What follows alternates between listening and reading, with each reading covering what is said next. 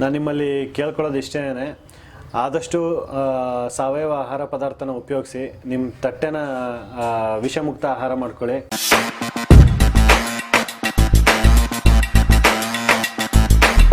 ವೀಕ್ಷಕರೇ, ಶಿವಮೊಗ್ಗ ಸ್ಟುಡಿಯೋಸ್ಗೆ ಮತ್ತೊಮ್ಮೆ ಸ್ವಾಗತ. ನಾವು ಈ ದಿನ ಆರೋಗ್ಯ ಸಿರಿ ಅಂಗಡಿ ಬಂದಿದ್ದೀವಿ. ಈ ಅಂಗಡಿನಲ್ಲಿ ಏನೇನು ಸಿಗುತ್ತದೆ ಮತ್ತು ನಾವು ಯಾಕೆ ಆ ಪದಾರ್ಥಗಳನ್ನು ಉಪಯೋಗಿಸಬೇಕು ಅನ್ನೋದು ಸಂಪೂರ್ಣ ಮಾಹಿತಿ ಶ್ರೀ ಹರ್ಷ ಅವರು ನಮಗೆ ತಿಳಿಸಿಕೊಡಲಿದ್ದಾರೆ. ಬನ್ನಿ ನೋಡೋಣ.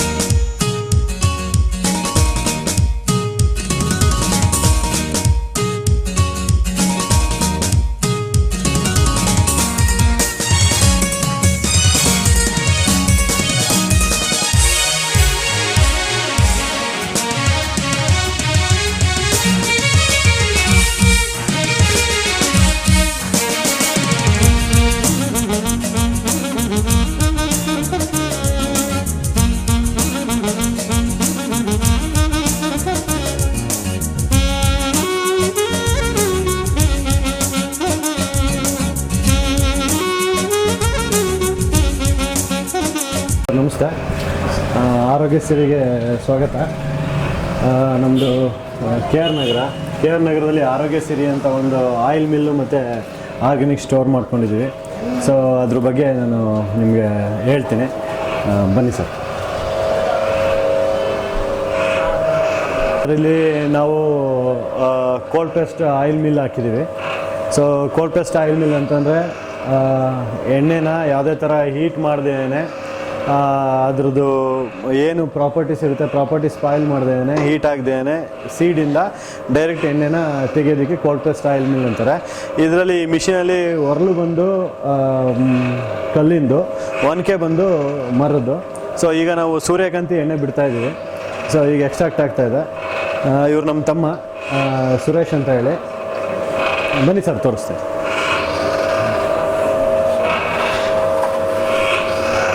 ಇದು ಸೂರ್ಯಕಾಂತಿ ಹಿಂಡಿ ಕಟ್ತಾ ಇದೆ. ಸೊ ಎಣ್ಣೆ ಅಲ್ಲಿ ಬರ್ತಾ ಇರುತ್ತೆ. ಸೊ ಇದು ಎಣ್ಣೆ ಯಾವುದೇ ಥರದಲ್ಲೂ ಒಂದು ಚೂರು ಹೀಟ್ ಆಗಿರೋದಿಲ್ಲ.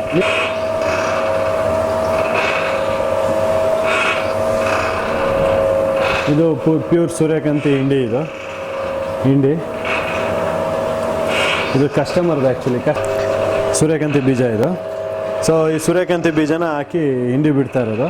ಸೊ ಇವರು ನಮ್ಮ ಹತ್ರ ಇಲ್ಲಿ ಕೆ ಆರ್ ನಗರಲ್ಲಿ ಸುಮಾರು ಜನ ಕಸ್ಟಮರ್ಸ್ ಇದ್ದಾರೆ. ಅವರೇ ಸೀಡ್ಸ್ನ ತರ್ತಾರೆ, ಸೀಡ್ಸ್ನ ತಂದು ಮಿಲ್ ಮಾಡಿಸ್ಕೊಂಡು ಹೋಗ್ತಾರೆ. ಅದೇ ಥರ ಈಗ ಒಬ್ಬರು ಕಸ್ಟಮರ್ ಅವರು ಒಂದು 22 kg ಸೂರ್ಯಕಾಂತಿ ಬೀಜ ತಂದಿದ್ದಾರೆ. ಸೊ ಇದು ಕೆಪಾಸಿಟಿ ಬಂದು ಸೂರ್ಯಕಾಂತಿನ ಒಂದು 12 kg ಹಾಕ್ಬೋದು. 12 kg ಒಂದು ಸತಿ ಹಾಕಿ ಎಣ್ಣೆ ತೆಗೆದುಕೊಡ್ತೀವಿ. ಸೊ 2 ಗಾಣ ಅವ್ರಿಗೆ ಆಡಿಸ್ಕೊಡ್ತೀವಿ. ನಮಗೆ ಮಿಲ್ಲಿಂಗ್ ಚಾರ್ಜಸ್ ಕೊಡ್ತಾರೆ. ಹಿಂಡಿ ಬಿಟ್ಬಿಟ್ಟು 1 kg 15 ರೂಪಾಯಿ ಥರ ಚಾರ್ಜಸ್ ಕೊಟ್ಬಿಟ್ಟು ಮಿಲ್ ಮಾಡಿಸ್ಕೊಂಡು ಹೋಗ್ತಾರೆ. ಸರ್, ಈಗ ಸೂರ್ಯಕಾಂತಿ ಎಣ್ಣೆ ತೆಗೆಯೋದು ಹೇಳ್ಕೊಡ್ರಿ.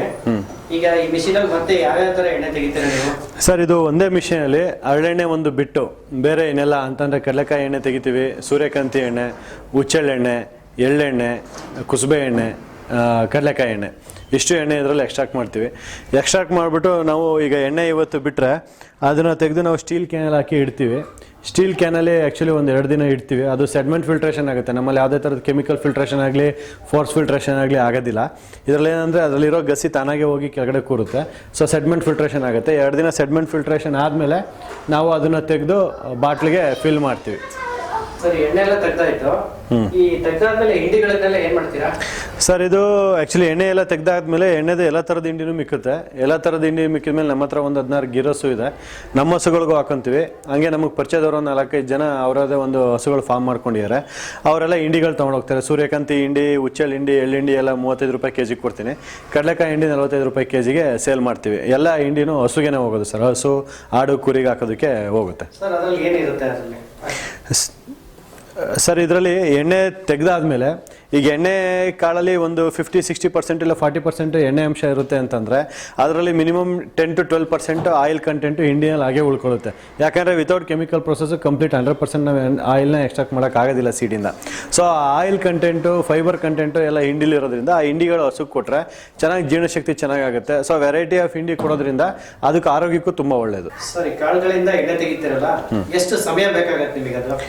ಸರ್, ಇದು ಆ್ಯಕ್ಚುಲಿ ಮಿಷಿನ್ ಕೆಪಾಸಿಟಿ ಬಂದು 20 kg ಮಿಷಿನ್ ಅಂತ ಹೇಳ್ತಾರೆ ಇದಕ್ಕೆ. ಇದು ಮೋಟರ್ ಆಪ್ರೇಟೆಡ್, ಇದಕ್ಕೆ 20 kg ಕೆಪಾಸಿಟಿ. ಬಟ್ ಇದರಲ್ಲಿ ಏನು ಅಂದರೆ ಕಡಲೆ ಬೀಜ 20 kg ಹಾಕ್ಬೋದು. 20 kg ಹಾಕಿದ್ರೆ ನಿಮಗೆ 1-1.5 ಗಂಟೆ ಬೇಕು ನಿಮಗೆ. 20 kgಗೆ 8 kg ಕಡಲೆಕಾಯಿ ಎಣ್ಣೆ ಬರುತ್ತೆ. ನೀವು ಸೂರ್ಯಕಾಂತಿ ಆದರೆ 12 kg 11 kg ಹಾಕ್ಬೋದು. ಸೂರ್ಯಕಾಂತಿ 11-12 kg ಹಾಕಿದ್ರೆ 3-4 ಲೀಟ್ರು ಸೂರ್ಯಕಾಂತಿ ಎಣ್ಣೆ ಬರುತ್ತೆ. ಸೊ ಹುಚ್ಚೆಳ್ಳು, ಎಳ್ಳು ಎರಡೂ ಅಷ್ಟೇ. ಎಳ್ಳು ಒಂದು 15 kg ಹಾಕ್ಬೋದು. ಹುಚ್ಚೆಳ್ಳು ಆದರೆ ಮತ್ತೆ ಅಗೇನ್ ನಿಮಗೆ 11-12 kg ಅಷ್ಟೇ ಹಾಕೋದಕ್ಕಾಗೋದು. ಕೊಬ್ಬರಿ ಮಾತ್ರ ಒಂದು 16 kg ಹಾಕ್ಬೋದು. ಸರ್, ಎಣ್ಣೆ ತಯಾರಿಸ್ತಿದ್ರಲ್ಲ ನೀವು, ಅದನ್ನು ಯಾವ ಥರ ನೀವು ಮಾರ್ಕೆಟಿಂಗ್ ಮಾಡ್ತೀರಾ? ಸರ್, ಈಗ ನಾವು ಎಣ್ಣೆನ ತಯಾರಿಸಾದ್ಮೇಲೆ ಅದೇ ಹೇಳಿದ್ನಲ್ಲ ಆಗಲೇ, 2 ದಿನ ಇಡ್ತೀವಿ. 2 ದಿನ ಇಟ್ಟಾದ್ಮೇಲೆ ನಮ್ಮಲ್ಲಿ ಕೆ ಆರ್ ನಗರದಲ್ಲಿ ಸೊ ಕಸ್ಟಮರ್ಸ್ ಅವರೇ ಬಂದು ಅವ್ರದ್ದೇ ಸ್ಟೀಲ್ ಕ್ಯಾನು, ಪ್ಲಾಸ್ಟಿಕ್ ಕ್ಯಾನ್ ಏನು ತರ್ತಾರೆ ಆ ಕ್ಯಾನಿಗೆ ಅವರೇ ಹಾಕಿಸ್ಕೊಂಡು ಹೋಗ್ತಾರೆ. ಇನ್ ಕೇಸ್ ಯಾರೋ ಹೊಸ ಕಸ್ಟಮರ್ ಬಂದರು, ಅವರು ಕ್ಯಾನ್ ತಂದಿಲ್ಲ, ಅವ್ರಿಗೆ ಬೇಕು ಅಂತಂದರೆ ನಮ್ಮ ಹತ್ರನೇ ಫುಡ್ ಗ್ರೇಡ್ದು ಪ್ಲಾಸ್ಟಿಕ್ ಬಾಟ್ಲ್ಸ್ ಇಟ್ಟಿದ್ದೀವಿ. ಆ ಪ್ಲಾಸ್ಟಿಕ್ ಬಾಟ್ಲ್ ಬೇಡ ಅಂದರೆ ಅವ್ರಿಗೇ ಗ್ಲಾಸ್ ಬಾಟಲ್ಸ್ ಇಟ್ಟಿದ್ದೀವಿ, 1 ಲೀಟ್ರು, ಅರ್ಧ ಲೀಟ್ರದ್ದು. ಸೊ ಕಸ್ಟಮರ್ ಅವ್ರೇನು ರಿಕ್ವೈರ್ಮೆಂಟ್ ಇರುತ್ತೆ ಅಂದರೆ ಅವ್ರಿಗೆ ಗ್ಲಾಸ್ ಬಾಟ್ಲ್ ಬೇಕು ಅಂದರೆ ಗ್ಲಾಸ್ ಬಾಟ್ಲಲ್ಲಿ, ಪ್ಲಾಸ್ಟಿಕ್ ಬಾಟ್ಲ್ ಅಂದರೆ ಪ್ಲಾಸ್ಟಿಕ್ ಬಾಟ್ಲಲ್ಲಿ, ಇಲ್ಲ ಅವ್ರದೇ ಕಂಟೈನರ್ ತಂದರೆ ಅವ್ರದೇ ಕಂಟೈನರ್ಗೆ ನಾವು ಫಿಲ್ ಮಾಡಿಬಿಟ್ಟು ಎಣ್ಣೆನ ಸೇಲ್ ಮಾಡ್ತೀವಿ ಸರ್. ಸರ್, ಕೇರಳ ಜೊತೆಗೇನ ಇಲ್ಲಿ ಅಂಗಡಿಲಿ ಬಂದು ಎಣ್ಣೆ ತಗೊಂಡು ಹೋಗ್ತಾರೆ. ನೆಕ್ಸ್ಟ್ ಬೇರೆ ಊರಿನವ್ರಿಗೆ ಏನಾದ್ರು ಬೇಕಾದ್ರೆ ನಿಮ್ಮ ಸರ್ವಿಸ್ ಯಾವ ಥರ ಇದೆ? ಸರ್, ಈಗ ಆಲ್ರೆಡಿ ನಾವು ಬೆಂಗಳೂರು, ಮೈಸೂರು, ಹಾಸನ, ರಾಮನಾಥಪುರ, ಕೊಣನೂರು ಇಲ್ಲೆಲ್ಲ ಕೊಡ್ತಾ ಇದ್ದೀವಿ. ಆ್ಯಕ್ಚುಲಿ ಏನು ಅಂತಂದರೆ ಕಸ್ಟಮರ್ಸ್ ಯಾರಿಗಾದ್ರು ಬೇಕಾದರೆ ಅವ್ರು ನಮಗೆ ಫೋನ್ ಮಾಡಿ ಹೇಳಿದರೆ ನಾವು ಅಡ್ರೆಸ್ ಕೊಟ್ಟರೆ ವಾಟ್ಸಪ್ಪಲ್ಲಿ ನಾವು ಆ್ಯಕ್ಚುಲಿ ಅವ್ರಿಗೆ ಆಯಿಲೆಲ್ಲ ಪ್ಯಾಕ್ ಮಾಡಾದ್ಮೇಲೆ ವಿತ್ ಎಲ್ಲರೂ ಅವ್ರಿಗೆ ನಾವು ಡೀಟೇಲ್ ಕಳಿಸ್ತೀವಿ. ಸೊ ಅವ್ರು ಪೇಮೆಂಟ್ ಮಾಡಿದ್ಮೇಲೆ ಕೊರಿಯರ್ ಮಾಡ್ತೀವಿ. ಕೊರಿಯರ್ ಚಾರ್ಜಸ್ ಅವ್ರಿಗೆ ಅಪ್ಲೈ ಆಗುತ್ತೆ. ಆ್ಯಕ್ಚುಲಿ ಬೆಂಗಳೂರವರೆಲ್ಲ ಈಗ ಏನು ಆರ್ಡರ್ ಕೊಡ್ತಾರೆ ಆಗ ಪ್ಲಾಸ್ಟಿಕ್ ಬಾಟ್ಲಲ್ಲಿ ಫಿಲ್ ಮಾಡ್ತೀವಿ. ಯಾಕಂದ್ರೆ ಟ್ರಾನ್ಸ್ಪೋರ್ಟೇಷನಲ್ಲಿ ಗ್ಲಾಸ್ ಬಾಟ್ಲ್ ಆಗಲ್ಲ. ಸೊ ಜಸ್ಟ್ ಟ್ರಾನ್ಸ್ಪೋರ್ಟೇಷನ್ ಪರ್ಪಸ್ಗೆ ಅಂತ ಪ್ಲಾಸ್ಟಿಕ್ ಬಾಟ್ಲಲ್ಲಿ ಫಿಲ್ ಮಾಡಿ, so food grade plastic bottle ಅದು ಪ್ಯಾಕ್ ಮಾಡಿ ನಾವು ಕೊರಿಯರಿಗೆ ಕೊಡ್ತೀವಿ. ಕೊರಿಯರಲ್ಲಿ ಅವ್ರಿಗೆ ತಲುಪಿಸ್ಕೊಡ್ತೀವಿ. ಯಾರೇ ಆದರೂ ಎಣ್ಣೆ ಬೇಕಾದರೆ ನಮಗೆ ಫೋನ್ ಮಾಡಿ ಹೇಳಿದರೆ ನಾವು ಪೇಮೆಂಟ್ ಹಾಕಿದ್ಮೇಲೆ ಎಣ್ಣೆ ಡಿಸ್ಪ್ಯಾಚ್ ಮಾಡಿಕೊಡ್ತೀವಿ ಸರ್. ಸರ್, ನಿಮ್ಮ ಶಾಪಲ್ಲಿ ಇನ್ನೂ ಏನೇನು ಸಾವಯವ ಪದಾರ್ಥ ಸಿಗುತ್ತೆ? ಸರ್, ನಮ್ಮ ಶಾಪಲ್ಲಿ ಎಣ್ಣೆ ಬಿಟ್ಟರೆ ಸಾವಯವ ಪದಾರ್ಥ ಅಂದರೆ ಮಸಾಲೆ ಪದಾರ್ಥ ಸಿಗುತ್ತೆ, ಡ್ರೈ ಫ್ರೂಟ್ಸ್ ಸಿಗುತ್ತೆ. ಮೈಸೂರು ಮಾಲ್ಟ್ ಅಂತ ಹೇಳಿ ಸದಾನಂದ ಫ್ಲೋರ್ ಮಿಲ್ಲು ಮೈಸೂರು ಅವ್ರದ್ದು ಮಿಲೆಟ್ಸು, ಕಾಳ್ಸು ಎಲ್ಲ ಕಾಳುಗಳು ಎಲ್ಲ ಹಾಕ್ಬಿಟ್ಟು ಮೊಳಕೆ ಕಟ್ಟಿ ಮಾಡಿರೋದು ಮಕ್ಕಳಿಗಿಂತ ಕೂಡ್ಸೋದಕ್ಕೆ ಹಾಲಿನ ಪೌಡ್ರ್ ಸಿಗುತ್ತೆ. ನೆಕ್ಸ್ಟ್ ರಾಗಿ ಊರಿಟ್ಟು ಸಿಗುತ್ತೆ. ಆಮ್ಲಾದು ಕಂಪ್ಲೀಟ್ ಪ್ರಾಡಕ್ಟು, ಸ್ಕ್ವಾಷಸ್ಸು, ಜ್ಯೂಸಸ್ಸು ಎಲ್ಲ ಸಿಗುತ್ತೆ. ಆಮೇಲೆ ಎಲ್ಲ ಥರದ್ದು ಸಿರಿಧಾನ್ಯಗಳು ಸಿಗುತ್ತೆ. ಸಿರಿಧಾನ್ಯಗಳು, ಆಮೇಲೆ ಆರ್ಗ್ಯಾನಿಕ್ ಜಾಗ್ರಿ ಸಿಗುತ್ತೆ. ಅಂದರೆ ಕೆಮಿಕಲ್ ಫ್ರೀ, ಯಾವುದೇ ಥರದ ಕೆಮಿಕಲ್ ಆಗದೆ ಮಾಡಿರೋ ಬೆಲ್ಲ ಸಿಗುತ್ತೆ. ಹಿಮಾಲಯನ್ ರಾಕ್ ಸಾಲ್ಟ್ ಸಿಗುತ್ತೆ. ಸಮುದ್ರದ ಉಪ್ಪು ಸಿಗುತ್ತೆ. ಆಮೇಲೆ ಹಿಮಾಲಯನ್ ರಾಕ್ ಸಾಲ್ಟು ಪೌಡ್ರ್ ಸಿಗುತ್ತೆ. ಆಮೇಲೆ ಬೆಲ್ಲದ ಪುಡಿ ಸಿಗುತ್ತೆ. ಇನ್ನು ನಮ್ಮ ಹತ್ರ ಎಲ್ಲ ಥರದ್ದು ಗಿಡಮೂಲಿಕೆ ಪುಡಿಗಳು ಸಿಗುತ್ತೆ. ಫಾರ್ ಎಕ್ಸಾಂಪಲ್ ಈಗ ತುಳಸಿ, ಅಮೃತ ಬಳ್ಳಿ, ಭೃಂಗರಾಜ, ದಾಸವಾಳ, multani mitti, indigo powder, natural indigo powder, mehndi powder, ಆಮೇಲೆ ಹಳದೆಕಾಯಿ ಪುಡಿ, ನೆಲನಲ್ಲಿ ಪುಡಿ, ಬಿಲ್ವ ಪುಡಿ, ಬೇವಿಂದು, ಈ ಥರದ ಎಲ್ಲ ಥರದ ಗಿಡಮೂಲಿಕೆ ಪುಡಿಗಳು ಸಿಗುತ್ತೆ. ಎಲ್ಲ ಥರದ್ದು ಪೌಡ್ರ್ಗಳ ಜೊತೆ ಈಗ ತ್ರಿಫಲ ಸಿಗುತ್ತೆ ನಮಗೆ. ಸೊ ಡೈಜೆಷನ್ ಪ್ರಾಬ್ಲಮ್ ಇದ್ದವರು ತಗೊಳ್ಳೋ ಥರ ಆ ಥರ ಲಾವಂಚ, ಸ್ಕ್ರಬ್ಬರ್ಸು, ವಿಭೂತಿ, ಹಾಗೆ ನಮ್ಮದು ಗೋಶಾಲೆದು ಪ್ರಾಡಕ್ಟ್ಸ್ಗಳು, ತುಪ್ಪ ಸಿಗುತ್ತೆ ನಮ್ಮ ಹತ್ರ, ದೇಸಿ ತುಪ್ಪ ಸಿಗುತ್ತೆ, ನಮ್ಮದೇ ಹಸುದು ದೇಸಿ ತುಪ್ಪ ಸಿಗುತ್ತೆ. ಆಮೇಲೆ ಹಲ್ಪುಡಿ ಮಾಡ್ತೀವಿ, ಧೂಪ್ ಬತ್ತಿ ಮಾಡ್ತೀವಿ ಹಸು ಸಗಣಿಯಲ್ಲಿ, ಎಲ್ಲ ಥರದ್ದು ಉಪ್ಪಿನಕಾಯಿ ಎಲ್ಲ ಮಾಡ್ತಾರೆ, ಅವ್ರದ್ದು ಸಿಗುತ್ತೆ.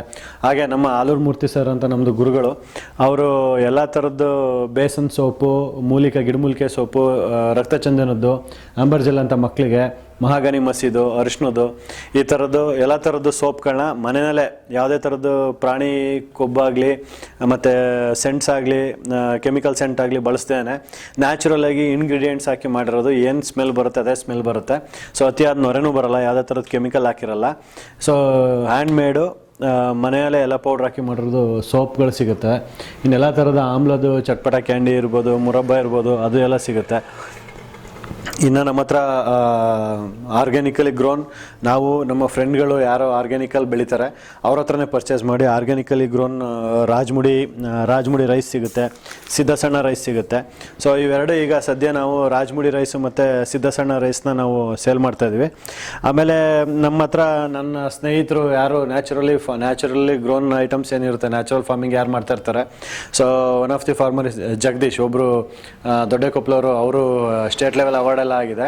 ಸೊ ಅವರು ಸಾವಯವ ಕೃಷಿಕರು, ಅವ್ರ ಹತ್ರ ಬೆಳೆದಿದ್ದು ಪಪ್ಪಾಯ ತೊಗೊತೀವಿ, ಆಮೇಲೆ ಬದನೆಕಾಯಿ ಬೆಳೀತಾರೆ, ಹೀರೆಕಾಯಿ ಬೆಳೀತಾರೆ, ಈ ಥರ ತರಕಾರಿಗಳು ಸೀಸನಲ್ ಅವ್ರು ಬೆಳೀತಾರೆ. ಅವ್ರು ಬೆಳೆದಿದ್ದನ್ನು ತಂದು ನಮ್ಮ ಅಂಗಡಿಲಿಟ್ಟು ಸೇಲ್ ಮಾಡ್ತಾರೆ. ಸೊ ನಾವು ಸೇಲ್ ಮಾಡ್ತೀವಿ. ಈ ಥರ ನಮ್ಮ KR ತಾಲೂಕಲ್ಲಿ ಯಾರು ಸಾವಯವ ಪದಾರ್ಥ ಬೆಳೆದು ಸೇಲ್ ಮಾಡಬೇಕು ಅಂತಂದರೆ ಒಂದು ನಾಮಿನಲ್ ಪ್ರೈಸ್, ನಮ್ಮ ಹತ್ರ ಯಾವುದೂ ತೀರಾ ಹೈಫೈ ಪ್ರೈಸ್ ಇಲ್ಲ. ಈಗ ಆರ್ಗ್ಯಾನಿಕ್ ಅಂತೇಳಿ ಇನ್ಸೆನ್ ಪ್ರೈಸ್ ಹಿಡಿದು 90 ರೂಪಾಯಿ ಅಕ್ಕಿ ಮಾರೋದು, 100 ರೂಪಾಯಿ ಅಕ್ಕಿ ಮಾರೋದು ಇಲ್ಲ. ಇದೆಲ್ಲ ರೈತರಿಂದ ನಮ್ಮ ಅಂಗಡಿಗೆ ಬಾಡಿಗೆಗೆ ಎಷ್ಟು ಕೊಟ್ಟೋಗಿ ನಾಮಿನಲ್ ಆಗಿ ಒಂದು ಮಾರ್ಜಿನ್ ಇಟ್ಕೊಂಡು ಸೇಲ್ ಮಾಡ್ತಾ ಇರೋದು. ನಮ್ಮದೇ ತೋಟದಲ್ಲಿ ಸಾವಯವ ಒಂದು 5 ವರ್ಷದಿಂದ ಸಾವಯವದಲ್ಲಿ ಬೆಳೆದಿರೋ ಬಾಳೆ ಸಿಗುತ್ತೆ. ಸೊ ಬಾಳೆ ಇದೆ, ಬಾಳೆ ಕೊಡ್ತೀವಿ. ಸೊ ರಾಗಿ ಹಿಟ್ಟು ಸಿಗುತ್ತೆ. ಆಮೇಲೆ ಈಗ ಮಿಲೆಟ್ಸ್ದು ಡಾಕ್ಟರ್ ಖಾದರ್ ಅವ್ರದ್ದು ಮಾರ್ಗದರ್ಶನ ಮ್ಯಾನುಫ್ಯಾಕ್ಚರ್ ಮಾಡಿರೋದು, ನಮಗೆ ಪರಿಚಯದವರೇ ಮಾಡ್ತಿರೋದು ಹೆಲ್ತ್ ಕಿಟ್ ಅಂತ ಸಿಗುತ್ತೆ. ಸೊ ಎಲ್ಲ ಥರದ್ದು ಸಿರಿಧಾನ್ಯದ ಪೌಡ್ರ್ಗಳನ್ನ ಸಪ್ರೇಟ್ ಮಾಡಿ ಪ್ಯಾಕ್ ಮಾಡಿರ್ತಾರೆ. ಸೊ ಇದನ್ನು ನೀವು ಗಂಜಿ ಮಾಡ್ಕೊಂಡು ಬೇಕಿರೋ ಕುಡಿಬೋದು, ಇಲ್ಲಾಂದರೆ ಬೆಲ್ಲ ಹಾಕ್ಕೊಂಡು ಬೇರೆ ಥರ ಪಾಯಸದ ಥರನಾರು ಮಾಡಿಕೊಂಡು ಕುಡಿಬೋದು. ಎಲ್ಲ ಥರದ ನಮ್ಮ ಹತ್ರ ಕಷಾಯಗಳು ಸಿಗುತ್ತೆ. ಸೊ ಎಲ್ಲ ಕಂಪ್ಲೀಟ್ ಒಂದು ಸೆಟ್, ಒಂದು ಫ್ಯಾಮಿಲಿಗೆ ಒಂದು ಸಂಸಾರ ನಡೆಸೋದಕ್ಕೆ ಏನು ಬೇಕೋ ಆಲ್ಮೋಸ್ಟ್ ಎಲ್ಲ ಥರದ ಐಟಮು ನಮ್ಮಲ್ಲಿ ಸಿಗುತ್ತೆ ಸಾವಯವ ಪದಾರ್ಥ. ಇದು ಕೆಮಿಕಲ್ ಫ್ರೀ ಬೆಲ್ಲ. ಸೊ ನಿಮಗೆ ಈ ಥರ ಸ್ಲ್ಯಾಬಲ್ಲಿ ಬೇಕಿದ್ರೂ ಸಿಗುತ್ತೆ, ಅರ್ಧ kg ಬರುತ್ತೆ. ಇದು ಅಚ್ಚು ಬರುತ್ತೆ, 100 ಗ್ರಾಮ್ ಅಚ್ಚು ಬರುತ್ತೆ. ಸೊ ಅದಾದಮೇಲೆ ಇದು ಒಂದು ಬಕೆಟ್ ಬೆಲ್ಲ ಅಂತಾರೆ, ಕಪ್ ಬೆಲ್ಲ ಅಂತ, ಇದು ಒಂದು ಅರ್ಧ kg ಸ್ಲ್ಯಾಬ್ ಬರುತ್ತೆ. ಸೊ ಇದು ಯಾವುದಕ್ಕೂ ಕೆಮಿಕಲ್ ಆಗ್ತದೆ ಪ್ರೊಸೆಸ್ ಮಾಡಿರೋದು. ಸೊ ಸಾವಯವ ಬೆಲ್ಲ ಸಿಗುತ್ತೆ. ಅದೇ ಥರ ಬೆಲ್ಲದಲ್ಲಿ ಪೌಡ್ರು ಕೂಡ ಸಿಗುತ್ತೆ. ಅರ್ಧ kg 1 kg ಪ್ಯಾಕೆಟಲ್ಲಿ ಬೆಲ್ಲದ ಪೌಡ್ರು ಕೂಡ ಸಿಗುತ್ತೆ ನಮ್ಮಲ್ಲೇ.